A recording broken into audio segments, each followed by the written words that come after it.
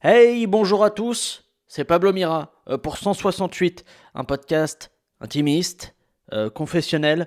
Je suis absolument pas sûr que le mot confessionnel existe. Est-ce que ça vaut le coup de l'inventer? Pas sûr.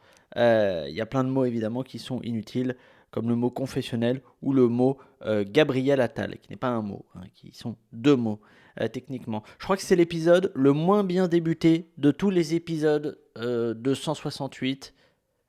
C'est ainsi, on peut pas être bon toutes les semaines, hein. Vous savez, c'est un podcast placé sous le signe de la sincérité, de l'honnêteté. Là, je suis dans une petite journée. On est dimanche, il est 18h. Je suis pas bien. Je suis pas bien. On m'envoie des choses, on m'envoie des captures d'écran de tweets, on m'envoie des infos. J'ai envie de dire, l'époque est en train de devenir folle. Est-ce qu'on va parler de ça aujourd'hui? Non, je vais vous parler d'autre chose.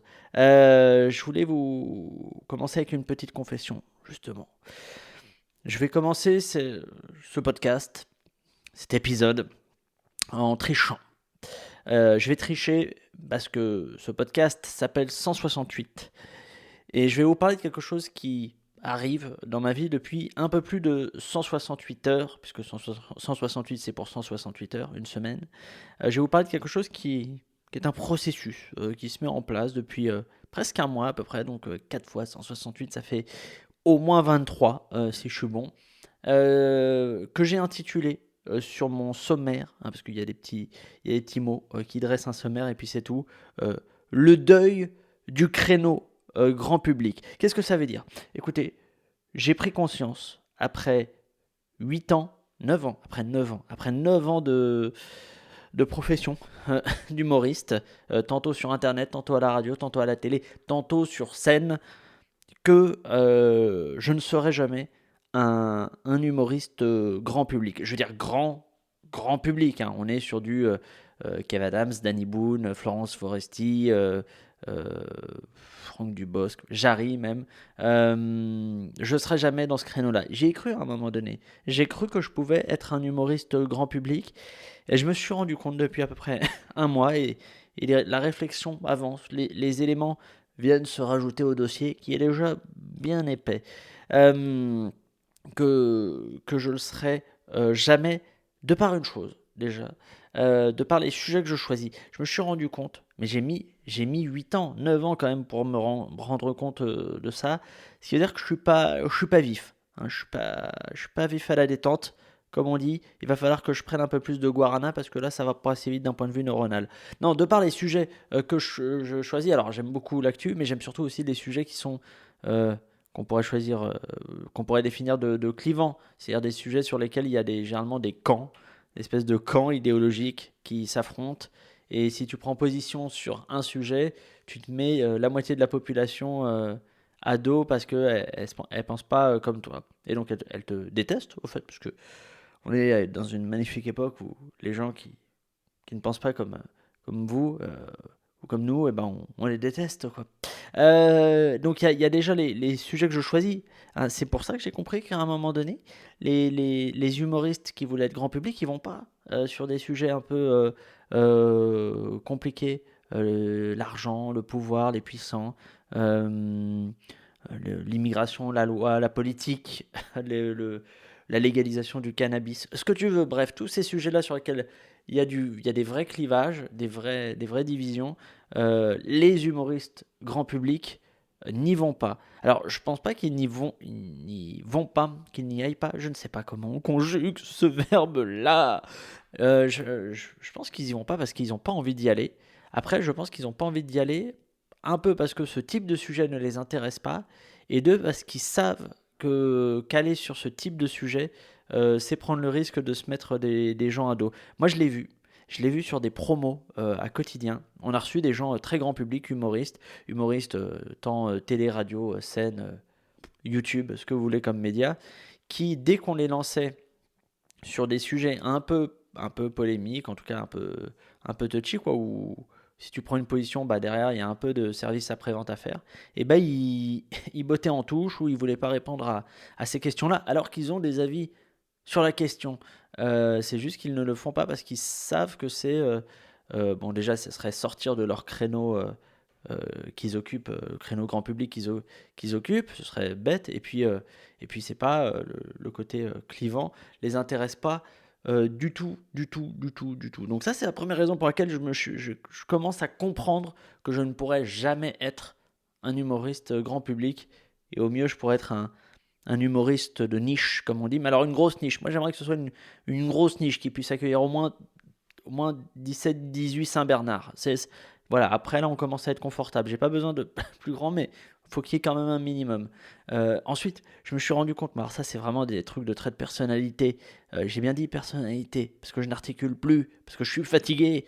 Des traits de personnalité, que je suis absolument pas corporatiste. Alors, il y a un truc, pas tous, hein, évidemment, mais il y a pas mal d'humoristes, peut-être même une bonne majorité, qui sont assez corporatistes. C'est-à-dire que l'un des critères est de ne jamais se fâcher avec d'autres humoristes parce que le milieu est petit. Il y a beau avoir plus d'humoristes qu'il y a 15-20 ans, on parle quand même de, je sais pas, 200-250 humoristes pro peut-être, un peu moins quand même. Mais faut pas se fâcher parce qu'on recroise les gens, c'est un petit milieu, blablabla, blablabla. Donc l'esprit critique, on le range dans la poche et puis on dit que tout est bien, tout est beau et tout le monde est génial et tout le monde est le meilleur humoriste de toute la Terre. Et moi, j'ai pas eu trop ce truc-là. Euh, il y a des humoristes que je n'aime pas et j'ai pas envie de taire le fait que je les aime pas, tout simplement parce que c'est des humoristes et qu'il faut pas se fâcher avec eux. Il y a pas de. Et puis en plus, on n'a pas signé de charte de fraternité intra-humoriste. Moi, j'ai pas signé parce que, bon, déjà, on me l'aurait proposé, peut-être que j'aurais pas signé. Peut-être que j'aurais dit, attends, faut être fraternel avec qui déjà? Avec eux? Ah, mais ça donne pas envie quand même, hein. Et j'aurais pas forcément signé. Donc ça, c'est un peu le deuxième élément. Le deuxième élément, c'est d'être pas trop corporatiste. Et ensuite, le troisième élément qui fait que je ne serai pas jamais grand public, c'est-à-dire que j'aurai pas suffisamment de public pour ne pas être heureux, mais c'est le côté stratégie du public. Il y a pas mal d'humoristes, mais alors là, pour le coup, c'est des artistes aussi. C'est une stratégie commerciale et un peu marketing qui, ils ont leur public naturel qui les suit, parce qu'ils accrochent naturellement. Et ensuite, les artistes essayent d'élargir leur public en allant chercher des personnes avec qui ils ne sont pas en contact via les médias classiques pour essayer d'élargir son public. C'est pour ça que, je dis n'importe quoi, une Angèle va faire un featuring avec Damso, par exemple. C'est pour aller chercher un peu du public de Damso. Et inversement pour Damso qui va aller chercher un peu du public de Angèle. Et les humoristes font beaucoup ça. Sur YouTube, bon, ça c'est genre la base. Il faut faire des featuring pour essayer d'élargir sa communauté en, en accrochant des morceaux de communauté d'autres youtubeurs. Mais les humoristes de scène aussi, ou de télé, radio aussi, font un peu ça. Et moi, j'ai absolument pas de stratégie de ce genre-là. Alors, en vrai, il faudrait que j'en ai une, hein. Il faudrait que j'en ai une, que j'ai un truc à 3 ans, quoi, où je me dis, ok, bon, là, France Inter, hein, c'est fait. Qu'est-ce qui serait intéressant d'aller chercher? Ah, des gens de Combini, ouais, bien sûr. Et, et en fait, je ne fais pas ça. Comme je suis un peu un abruti, je fonctionne essentiellement qu'au plaisir. Je vais dans des zones où je sens que je vais pouvoir m'amuser. Et je vais pas dans des zones où j'ai du public à conquérir. Alors, des fois, ça se regroupe. Des fois il se trouve que la zone où tu vas avoir un nouveau plaisir colle avec le fait qu'il y ait des gens à qui tu parlais pas jusque-là. Par exemple, là, cette année, je suis sur RTL, j'ai fait 3 ans et demi de France Inter avant, c'est pas du tout le même public. Il y a plein de gens qui écoutent RTL et qui me connaissaient pas parce qu'ils m'écoutaient ni à France Inter, ils me regardaient pas non plus à quotidien.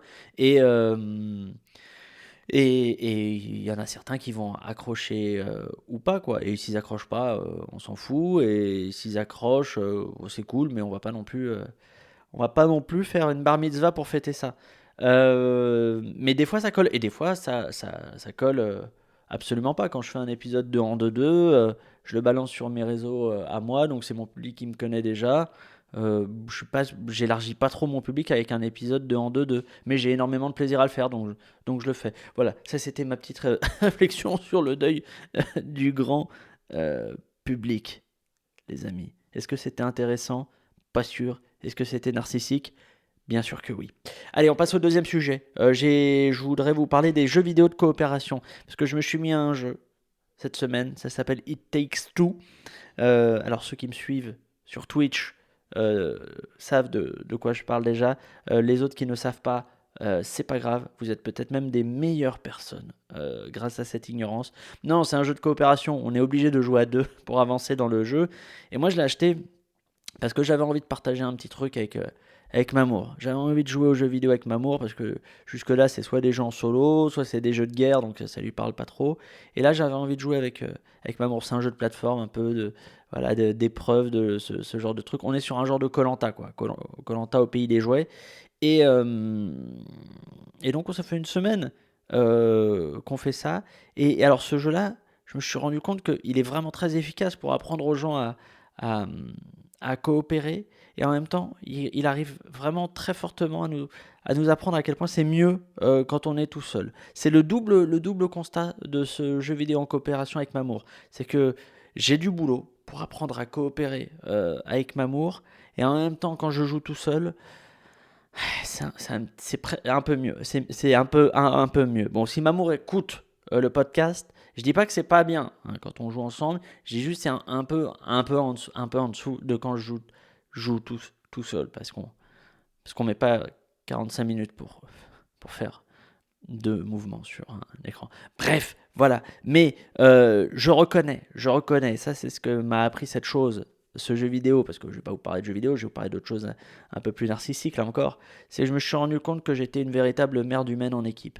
Ça y est, officiellement, alors, pas dans n'importe quelle condition. Il y a des conditions particulières qui réveillent l'espèce de monstre de mépris que je peux être, c'est quand en fait je suis en équipe avec une personne et qu'on est au même niveau et que personne ne dirige et que la personne à côté est un tout petit peu moins efficace que moi et que je peux pas lui donner des ordres parce que je suis pas son supérieur hiérarchique et qu'elle peut pas me donner des ordres non plus, qu'on est sur un voilà même pied d'égalité avec un petit écart d'efficacité de compétence, là je deviens un véritable connard. Alors, qu'est-ce que ça vient chercher dans ma faille de l'enfance?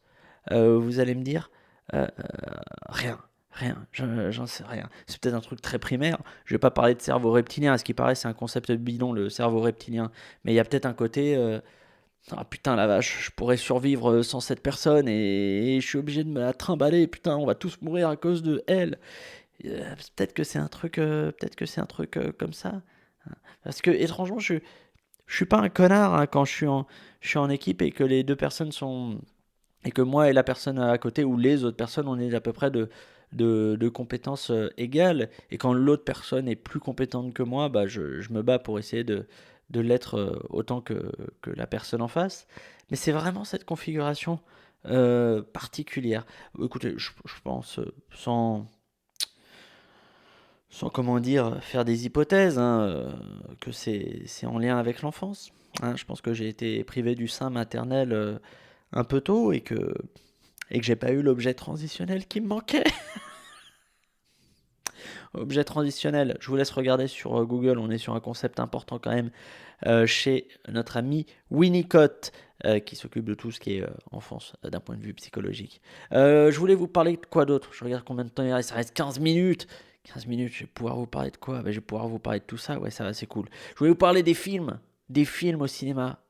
J'en ai plein le cul. Je veux que ça rouvre. Je le dis comme ça. J'ai envie de payer une place 17 € pour avoir accès à une salle où le sol est un peu collant parce qu'il y a des pop-corn au caramel qui sont écrasés. J'ai envie d'avoir 25 minutes de pub avant un film. Je veux des gens qui parlent pendant le début du film et d'autres personnes qui font taisez-vous, putain.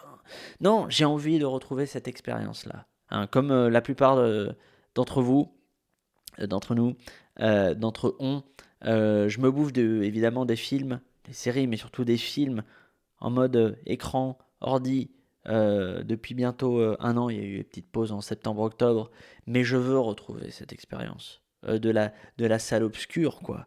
Hein, ouais, on s'emmerde, hein, dans la file d'attente, le vigile qui scanne. Je veux retrouver ce truc-là. Je veux sortir d'une salle de cinéma avec du sang qui coule de mes oreilles et de mes yeux parce que le son était beaucoup trop fort, parce que c'était le film Tenet et que le film est extrêmement mal mixé.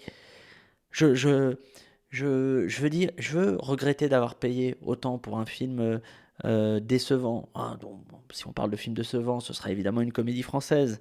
Mais je veux retrouver ce truc-là. J'en ai marre des expériences minimales réduites du film chez soi quand même. On a inventé une belle chose avec le cinéma, bon sang. Lumière, les frères Lumière, des mecs, des chic types, putain. Ils payaient toujours leur apéro. Euh, non, après, j'en ai aucune idée de si oui ou non les salles de cinéma vont se remplir. À chaque fois que je croise quelqu'un qui bosse dans le cinéma, je fais des paris. Moi, je parie parce que je suis un pessimiste et un tragique. C'est bon, voilà, je suis Scorpion, ascendant Lion. Je suis né le 24. Non, moi, je crois que les salles vont pas se remplir à nouveau très vite. Je pense que les bars et les restos vont se remplir vite. Les autres lieux de vie aussi. Par contre, les salles de cinéma, je pense que les gens ils vont avoir assez peur et ils auront trop pris l'habitude de voir des films chez eux avec le Netflix, le Prime, les Disney+, les Apple TV, ce genre de choses que je consomme à haute dose. Mais il va falloir se forcer pour revenir au cinéma. Je pense que les cinoches, ils vont devoir casser leur prix. Je pense qu'il faudra offrir un scooter. À chaque place de cinéma achetée, un scooter et un voyage à Bali all inclusive offert. Je pense que c'est le minimum pour faire revenir les gens. Parce que c'est pas avec des films, hein, les tuches. J'ai rien contre les tuches, hein. C'est sans doute un bon film. J'ai regardé 10 minutes. Après, j'ai éteint, quoi. J'ai éteint et j'ai cassé l'ordinateur, quoi. Parce que c'est pas possible. Mais en tout cas, je veux revenir à cette expérience du cinéma. Une expérience un peu authentique. Voilà, un peu sensorielle aussi, parce qu'il n'y a plus de sensations quand on regarde des écrans. Enfin, quand on regarde des écrans d'ordi, il n'y a plus. On reçoit. J'ai maté Godzilla versus Kong, qui est un très mauvais film. Il est très mal monté, très mal écrit. C'est que des effets spéciaux. Le film est mauvais. Si je l'avais regardé dans une salle de cinéma, j'aurais dit c'est un très mauvais film, mais j'en ai eu plein les yeux et les oreilles. Là, c'est un très mauvais film, mais j'ai perdu du temps en plus. Ce qui est double peine. Non mais ça joue vraiment le contexte dans lequel on est. Et moi j'aime bien cette idée de on se retrouve dans un lieu et on s'oublie un petit peu les uns et les autres et on se fait absorber par une œuvre qui est plus ou moins réussie. Elle peut être gâchée, on s'en fout. Mais au moins on est absorbé par cette même expérience pendant un moment. Euh, c'est la même chose pour les concerts. Moi je vais pas au concert, mais je sais pas pourquoi je vais pas au concert. J'ai toujours l'impression que c'est très étrange pour moi, les concerts de musique. Je me dis, c'est pas une expérience pour moi. Je ne fais pas partie de ce clan-là. Je crois que c'est une vraie. Je pense que le génome des gens qui vont voir des concerts de musique, le génome n'est pas pareil. Il doit y avoir une branche là dans l'espèce d'échelle du génome qui est différente, qui part un peu en diagonale. Moi, ça, j'ai dû en voir un quand j'avais 14 ans. Le groupe Mana, un groupe mexicain. Putain, ils remplissent des stades au Mexique. Ils viennent à Paris, ils jouent dans un petit bar de 120 places. Et bah, c'était un très bon moment, mais je ne suis jamais retourné voir des concerts. Pourtant, j'aurais envie. Quand je vois des choses, les shows de DJ Snake, son et lumière, à la U Arena, là, ou à la. Ouais, c'était à la Défense, à la U Arena. J'ai envie de vivre cette expérience-là. Et vous savez quoi? J'irai voir un concert. J'irai voir un concert à la U Arena dès que ça réouvre. Même un artiste que j'aime pas. J'irai voir Sheila. J'irai voir Sheila à la U Arena. C'est ça qui va se passer. Ou une soirée Star 80. Tiens, voilà. Bon, je voulais vous parler de quoi d'autre? Les fausses plantes. Pourquoi je voulais vous parler des fausses.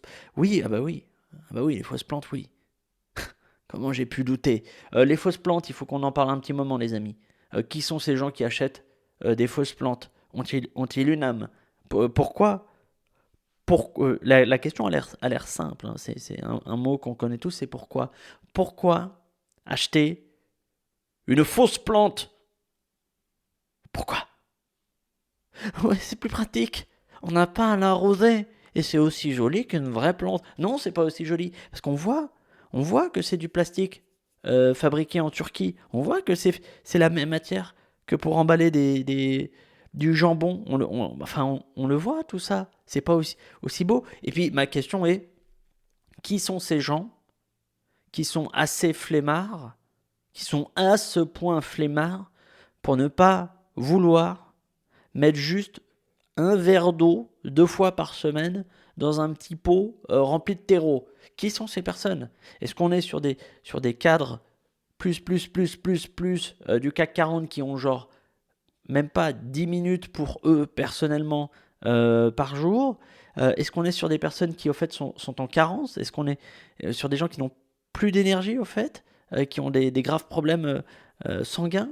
Est-ce que ces gens manquent de glucides? Je me pose juste la question. Et puis, on est d'accord que juste les fausses plantes, c'est le seul truc, c'est incroyable, c'est le seul truc décoratif dans un appart ou une maison qu'on autorise à ressembler à un jouet au fait, parce que c'est techniquement ça, c'est un jouet, une fausse plante. Un faux truc en plastique, c'est un jouet. Les gamins, ils ont ça, ils ont de la dinette, c'est des faux couverts. Et ben, les fausses plantes, c'est des jouets. Et c'est la seule chose. Il y a pas, il n'existe pas, peut-être qu'il existe, et cette personne doit être très très malheureuse, mais peut-être il n'existe pas une personne qui chez elle a une fausse plante et par exemple une fausse télé. Tiens. Ou un faux micro qui sera en plastique pour enregistrer un podcast. Et on se dirait, tiens, c'est esthétique d'avoir un faux micro en plastique. Je vais vous dire une chose. Ce podcast, je suis en train de l'enregistrer à 18h21, dimanche. Vous êtes en train de l'écouter, il est lundi, mardi, mercredi, jeudi, vendredi, que sais-je. Je ne sais pas combien de jours on est après la mise en ligne de ce podcast, au moment où vous m'écoutez. Mais je sens que vous ne me suivez pas sur les fausses plantes. Je sens qu'il y a un fossé. Il y a un fossé intellectuel et culturel qui est en train de se créer. Vous êtes en train de vous dire, ce mec-là est en train de mourir de solitude.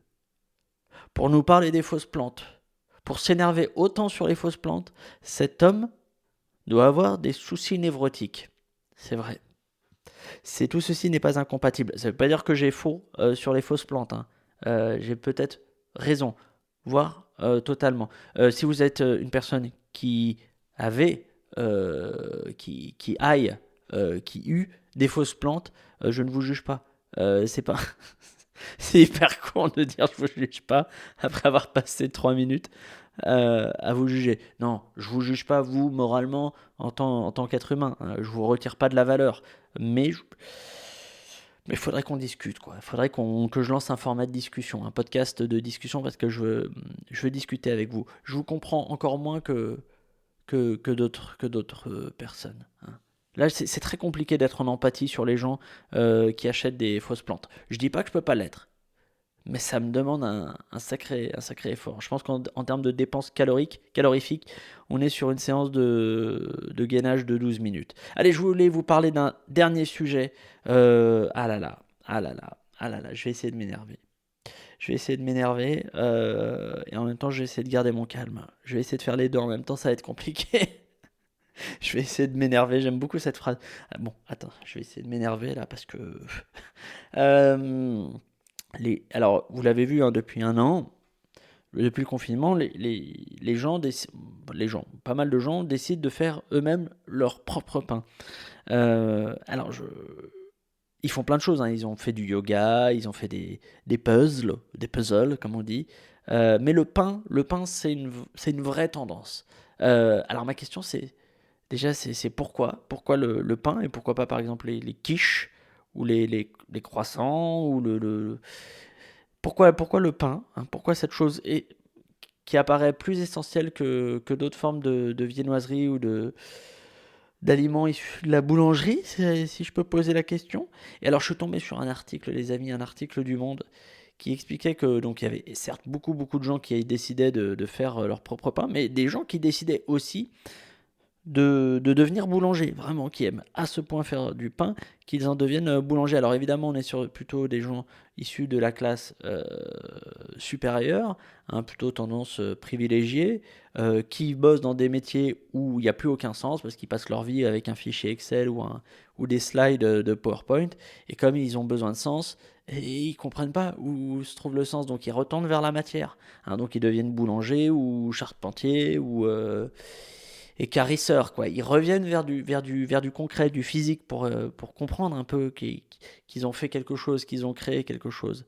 Et, euh, et donc c'est très bien, hein. Moi j'aime tout ce qui est artisanat, métier de main, tout ça, voilà, ça fait plaisir. Par contre, quand les gens qui se mettent à la boulangerie s'expriment, là, il y a un vrai problème. Je pense que c'est comme les rappeurs, quand j'ai évoqué la semaine dernière ou il y a 2 semaines dans 168. Je pense que les gens qui devraient faire de la boulangerie devraient juste faire de la boulangerie et genre juste se taire, quoi. Vous faites des miches, faites des boules, un pain complet bio. N'hésitez pas à le faire bio si vous adorez le bio. Mais juste, vraiment, taisez-vous. Ça, c'est très très important. Parce que quand on voit quelqu'un qui vous parle de la magie du pain, bon, bah là, la magie du pain, moi, je m'énerve. Moi, là, voilà, je comprends pourquoi je fais des sports de combat quand j'entends la magie du pain. Voilà. Et je sais que mon prochain cours de boxe thaï, bon, bah, je vais frapper plus fort. Je vais frapper plus fort parce qu'il va falloir que j'expulse quelque chose. Parce que j'ai entendu quelque part la magie du pain. Voilà, qu'est-ce que vous voulez que je vous dise? Et un truc que j'ai aussi vu qui m'a beaucoup fait rire, c'est que c'était un témoignage d'une nana ou d'un mec qui décide de devenir boulanger et qui dit oui, je veux bien devenir boulanger, mais il va falloir quand même un petit peu revoir les horaires parce que j'ai pas envie de me lever à 3 heures ou 4 heures du matin pour faire du pain en fait. Donc ma boutique elle sera ouverte que l'après-midi. C'est bien mon gars. Mais alors tu vas avoir des petits problèmes de chiffre d'affaires à un moment donné. Et puis le manque de respect pour genre les gens, les boulangers. Alors ils appellent ça les boulangers façon Zola.